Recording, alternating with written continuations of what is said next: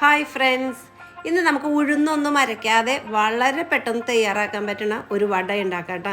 അതിന് വേണ്ടിയിട്ട് ഒരു ബൗള് റവ എടുക്കുക, അതിനകത്തേക്ക് ആവശ്യത്തിനുള്ള ഉപ്പ് ഇട്ട് കൊടുക്കാം.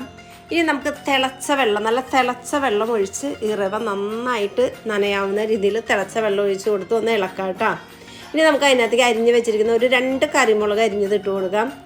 അതുപോലെ ഒരു ഇഞ്ചി പൊടിയായിട്ട് അരിഞ്ഞതിട്ട് കൊടുക്കാം, സബോള പൊടിയായിട്ട് അരിഞ്ഞതിട്ട് കൊടുക്കാം, മല്ലിയില അരിഞ്ഞത് കൂടി ഇട്ട് കൊടുക്കാം കേട്ടോ.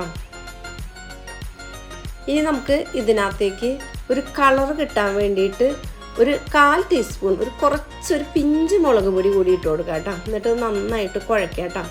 വെള്ളം പോരെ കുറച്ചും കൂടി വെള്ളം ഒഴിക്കണം. നന്നായിട്ട് ഇതായിപ്പോൾ റവയൊക്കെ നന്നായിട്ട് കുതിർന്നിട്ടുണ്ട്. നന്നായിട്ട് ഈ ഒരു പാകത്തിൽ എടുക്കണം കേട്ടോ.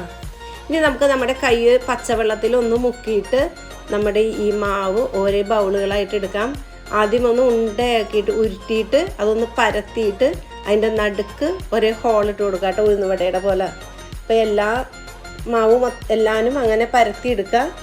ഇനി നമുക്ക് ചട്ടിയിൽ എണ്ണ നന്നായിട്ട് ചൂടായി കഴിഞ്ഞ് കഴിയുമ്പോൾ നമുക്ക് വട ഓരോന്നായിട്ട് അതിനകത്തേക്ക് ഇട്ട് കൊടുക്കാം കേട്ടോ.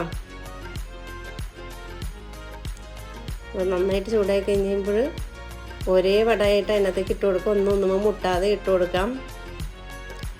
നമുക്ക് പെട്ടെന്ന് തന്നെ അത് മൊരിയും കേട്ടോ. തീ അല്പം ഒന്ന് കുറച്ച് വെച്ചോളൂ.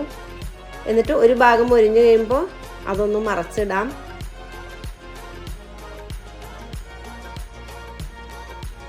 അപ്പോൾ അതിൻ്റെ 2 ഭാഗം മൊരിഞ്ഞ് നമ്മുടെ വട ഇവിടെ റെഡി ആയിട്ടുണ്ട്. ഇനി നമുക്ക് വട എല്ലാവരും കോരിയെടുക്കാം.